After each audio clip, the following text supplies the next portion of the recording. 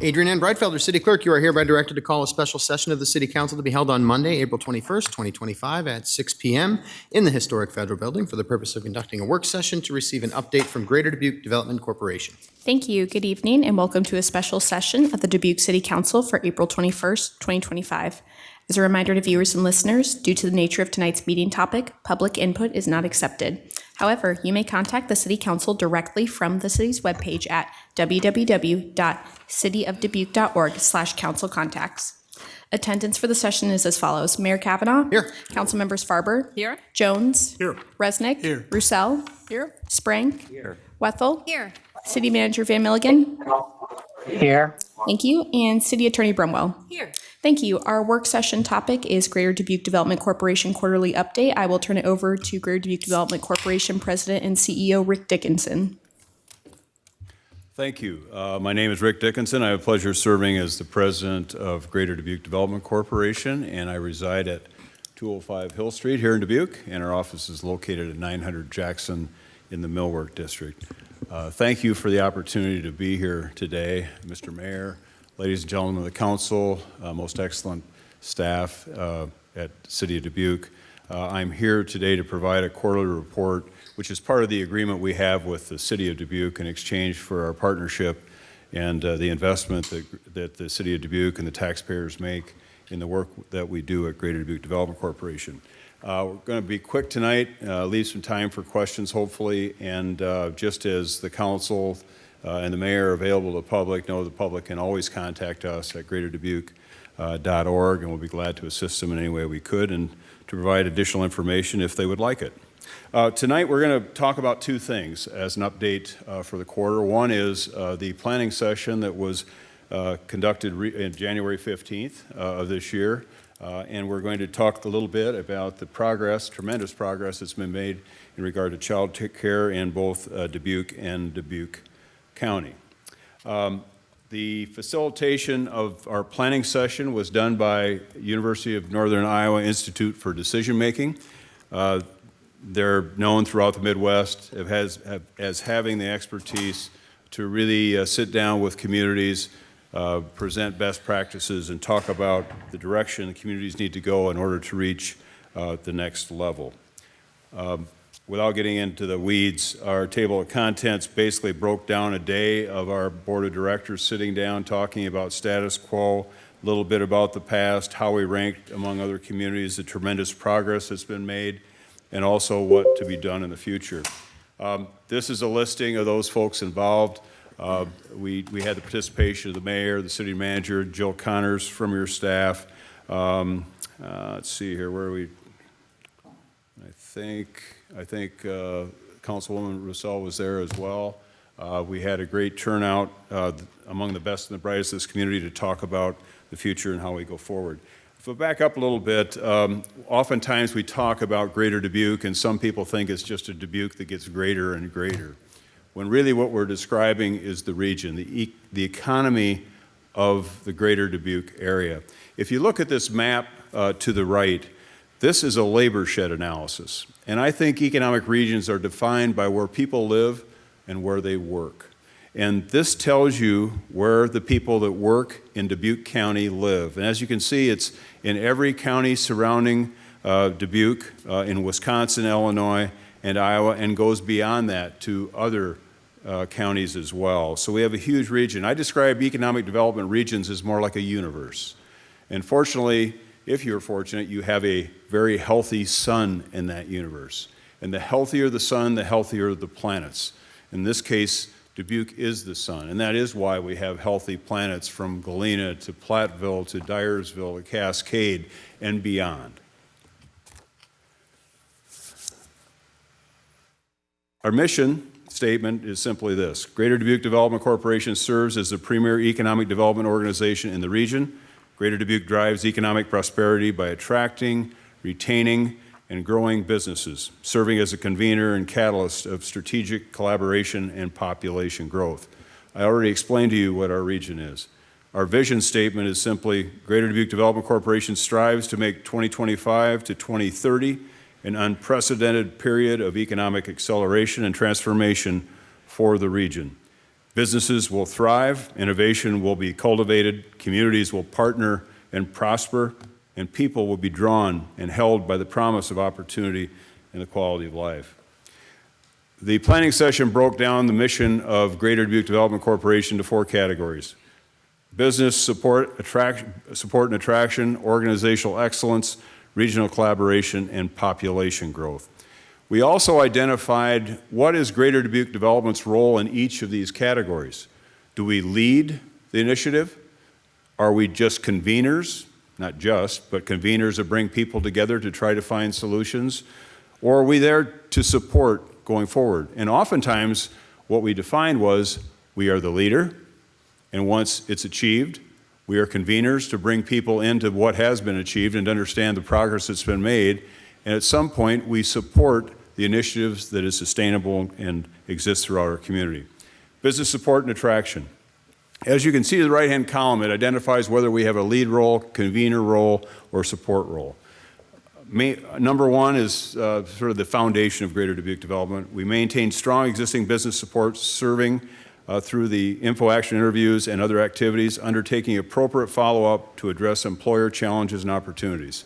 We do about 250 interviews every year with employers large and small.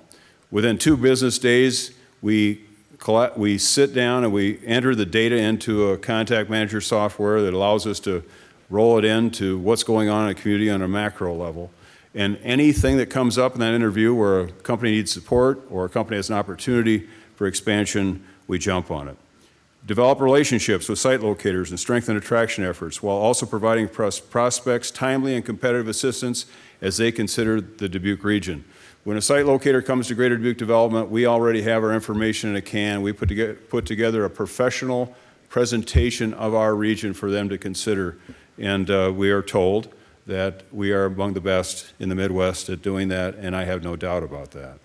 Develop strategies to increase the availability of financial capital in the region for business development projects, working with financial institutions, banks, credit unions, working with nonprofit organizations like Dubuque Initiative. Anywhere we can find an ability to stack resources to make something happen, we collaborate with that as a convener. Work with economic development partners and employers to secure site-related infrastructure, commercial air service, similar assets needed to elevate the quality and competitiveness of the Dubuque region. I know tonight you're going to be talking about infrastructure. It's that which we don't see. What's underground, what's overhead. And sometimes that's the most important, one of the most important components of economic development. And thanks to your recognition of that, for example, site development, when I first came to Greater Dubuque Development, the consultant said, well, if you don't have property to put businesses on, you don't need an economic development group. And this community rallied around buying thousands of acres of land and investing millions of dollars. And now thousands of people, our friends and neighbors, have employment at those locations. We are now a convener of that process. Where are you at for time, man? Next, growing the region's workforce. Provide workforce solutions, including the partnership with Woodward Communications for AccessDubuqueJobs.com. We are one of the few communities in the country, in fact, I don't know of another, where we have a partnership with the local newspaper where we can have a job board providing access to opportunities for those looking for those opportunities and the talent that employers need. It's a tough run recruiting workforce in 2025 for everyone, including us. But we have these tools available, which also allow us then to have the workforce solutions team that we have. Mandy Dolson in our office, who is our HR professional and manages the site and works with HR professionals throughout the community on improving the Access Dubuque site and finding new ways to attract workforce, retain college students, and just help on the workforce issue across the board. We develop strategies to assist area institutions of higher learning. We have summer programs throughout the year trying to ingratiate college students to our community by inviting them to a Saints game or having a pizza night or taking them out to do some miniature golf and meet each other and mingle among the different colleges and really get off campus and enjoy the community. We collaborate with economic development partners and identify a plan and support the development of a quality of life amenities that enhance attractiveness, desirability, and competitiveness It's Greater Dubuque Development that did the Next Gen survey to identify what are priorities of our citizens, especially our younger citizens and their expectations. How do we become a community of choice? D, continue to assist in efforts to grow housing initiatives and assess and address the other important issues impacting businesses in our community. We now have a support role. We used to have the lead role. We assessed the information. We did a study of housing in Dubuque. We brought that information to the city of Dubuque. The city mayor and council, city manager and staff stepped up, changed their incentive packages, and turned upside down what was a deficiency in our market to something that will eventually be a great strength with the addition of housing, both single-family residential, market rate, and also low and moderate income housing. Regional collaboration. Enhanced communication, collaboration, and data sharing among economic development stakeholders in Dubuque and the 6-county region. We're the one-stop shop for information, whether it's census data or the information we subscribe to, the labor shed analysis that we do every year, the workforce shortage analysis, where we identify what are the shortages within our market and how can we fill that void through education and opportunity.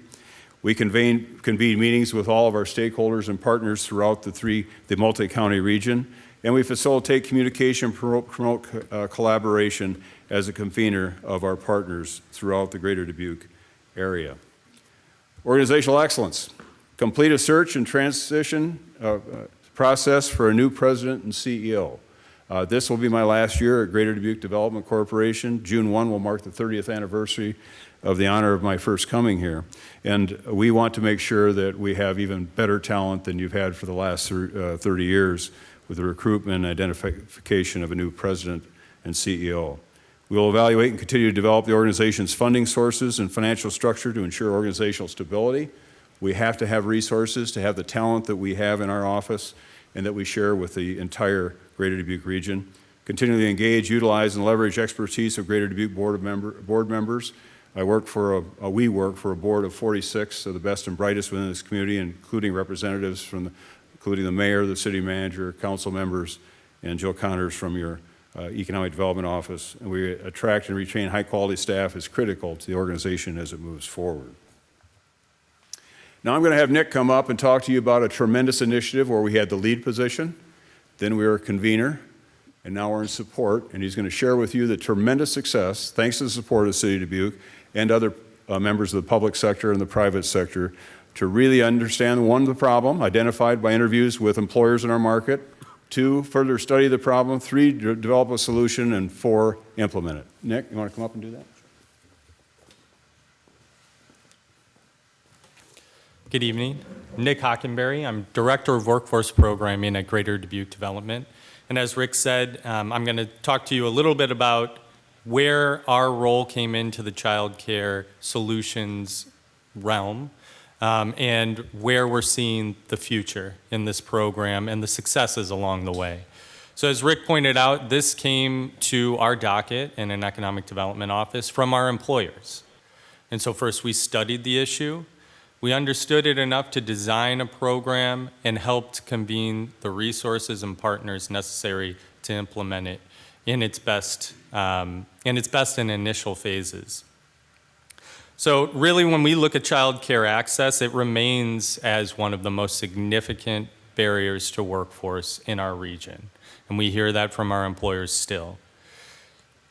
Inadequate child care availability doesn't just affect those families. It affects workforce participation, talent attraction, and the regional growth in our little part of the Midwest here.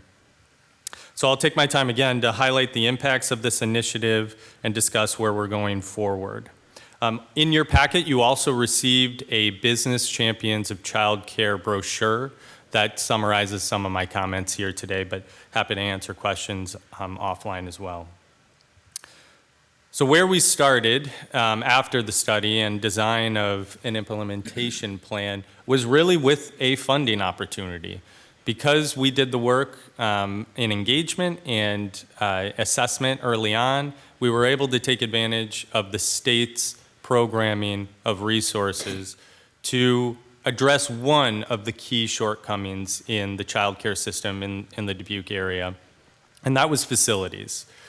We were able to leverage Phase 1 funding for the Bright Minds facility in the West End Industrial Park, as well as support applications for the employer-based Cottingham and Butler facility that should be opening up this fall, as well as out in our west end of the county in Dyersville, the KID project expansion into their industrial park.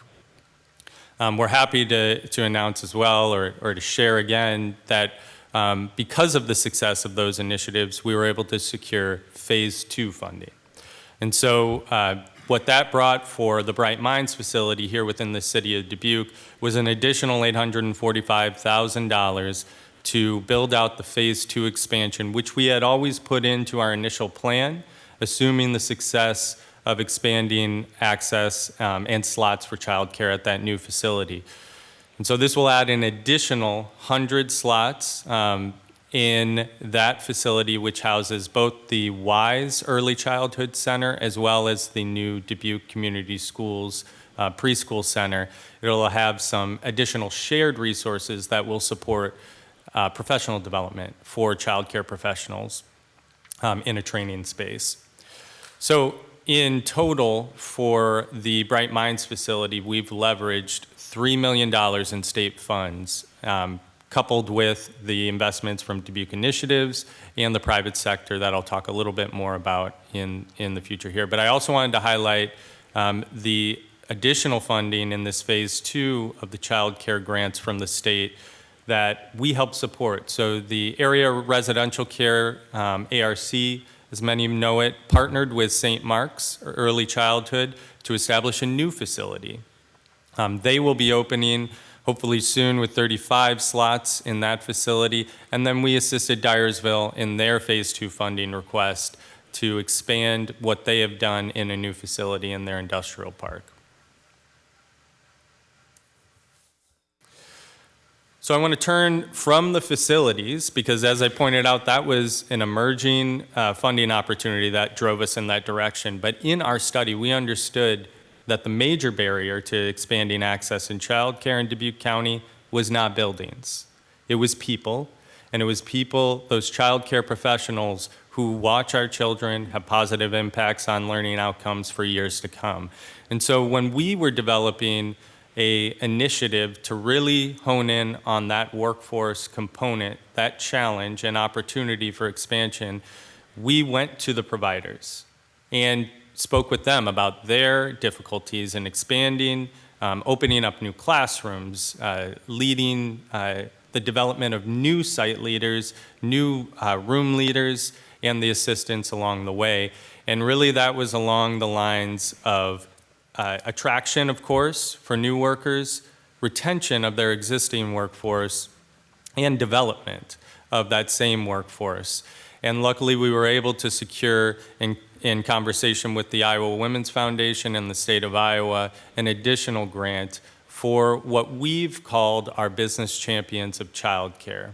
Because, you know, as I'm sure Rick has come up and shared his updates for many years, and a lot of these initiatives where we've brought together partners and resources come from that magic combination of public and private partnerships. And this is no deviation from that example.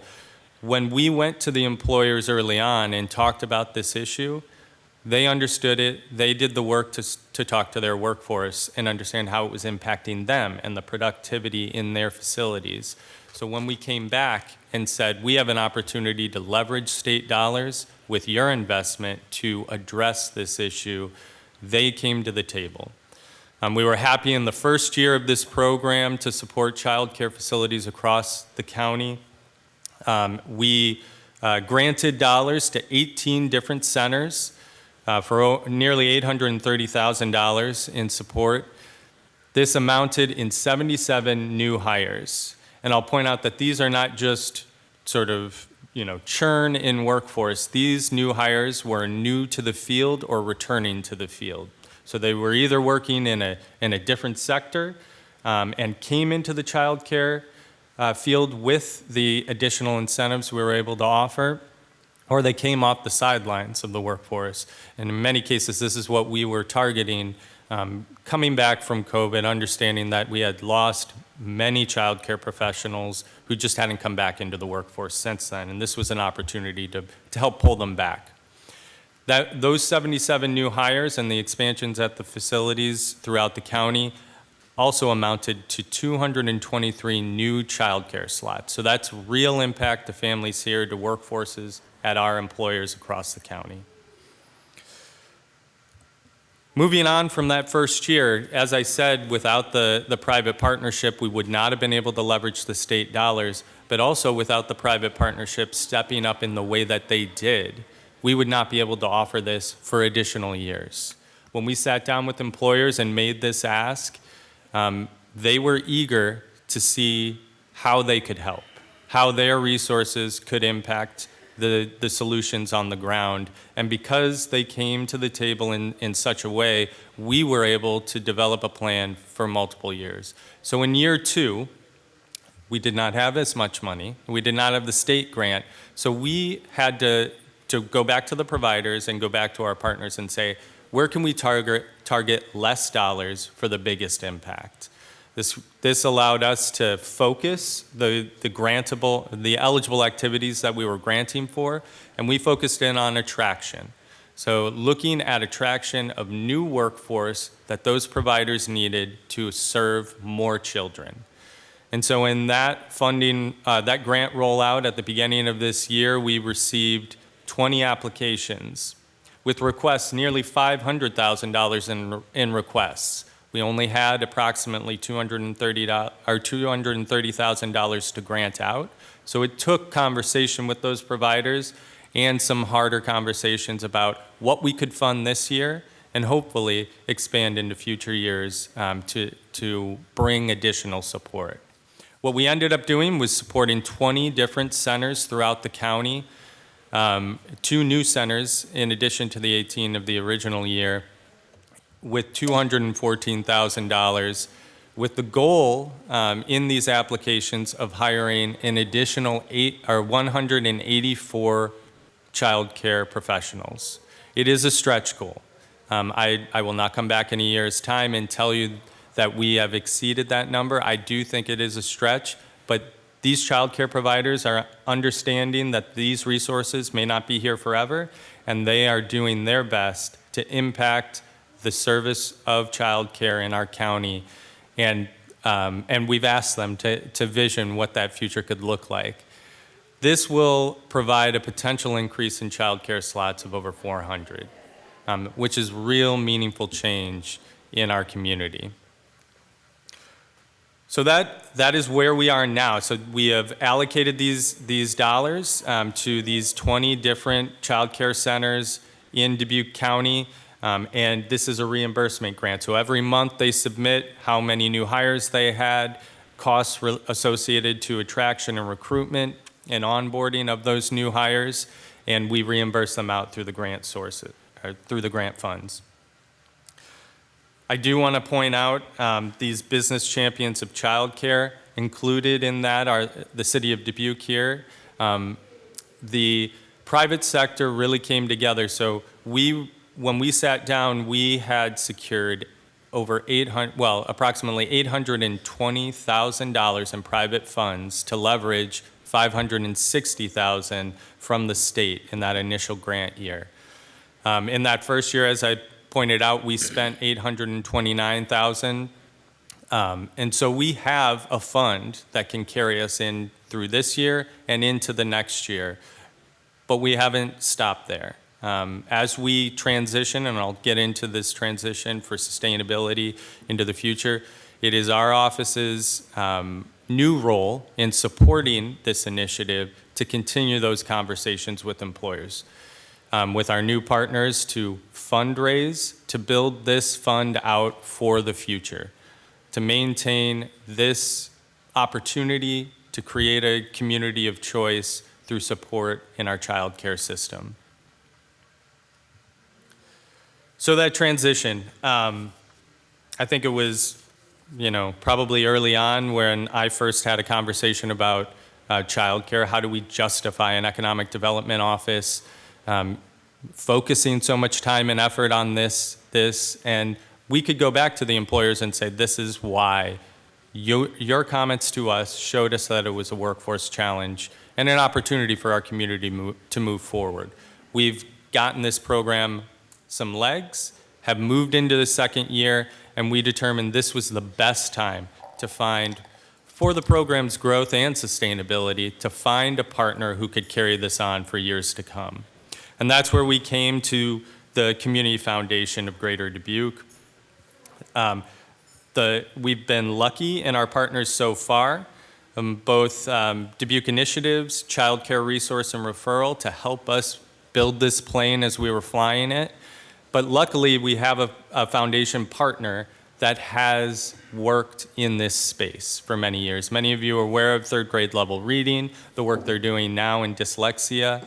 This is not a space unfamiliar to them, and of course the fund development and facilitation is really where we see their unique ability to grow this program into the future. The last thing I will say is the opportunity, as we're looking at a regional perspective, is the foundation is a regional organization. So taking what we're doing here, what we've shown to be a proven success, and scaling that further in our region will again help our son stay healthy into the future. Great job, Nick. I know we're running late, but if anyone has a question, Mayor, if you have time for that, we'll be glad to answer it. Yeah, I think we have time for one question here, so we can take one if we have it. I have Yeah, one. yeah, go ahead, Mr. Resident. Thank you. So thank you for this. Now, Mr. Hockenberry talked about designing, convening, et cetera, childcare. I just wanted to say that the citizens, when the governor came to review our Bright Minds Campus Phase 1, Rick Dickinson was started to broach the subject. He said, when should I start, asking the governor about maybe Phase 2? Well, he started to talk about it, and the governor interrupted him and said, yes. Right away, she had seen enough. He didn't even finish the ask, and she said, yes, she's very impressed. So thank you very much. My quick question is, Head Start support. Who knows what's going to be happening? It's happening in other communities where Head Start is being threatened, and Head Start is very important as far as childcare for a large part of the community. I don't know if you have started thinking about what might we do. Nothing has happened yet, but in this community, I don't think. But you never know. Are we starting to think about that situation at all? Well, we're aware of current providers. We think they're all under the gun, watching anxiously about what happens with federal funding because of the federal program. So to answer your question, Councilman Resnick, we don't know, but we are watching it. To that point about the governor saying yes, I would also share a story where we sat down and made a pitch to the John Deere Foundation, and I made a passionate plea for $100,000 for the program. And they said, well, we don't know. We'll get back to you in a couple days. And so they got back to us in a couple days. And they said, well, we're not going to give you $100,000, but we will give you $600,000. So that kind of support from our business community is really what transforms this community, along with support from the city, nonprofits like Dubuque Initiative, Child Care Resource and Referral, and now the Community Foundation of Greater Dubuque. This is the way you do things, and this is what is unique about our great communities. Yeah. Well, thank you both for the time that you spent here tonight telling us about this.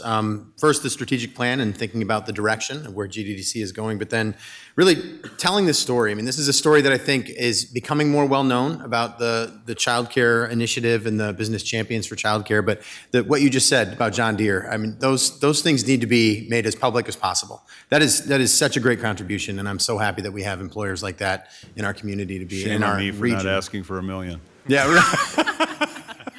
Well, then you would have been disappointed at 600. But no, I think, honestly, that is just wonderful that we have such a great collaboration going on with this, and thanks for all your work on it. We really And I'd appreciate like to acknowledge Nick Hockenberry for his tremendous work, and also Dave Lyons, who is contracted in our office, has had tremendous involvement in this project. Without that kind of talent, we couldn't do these things.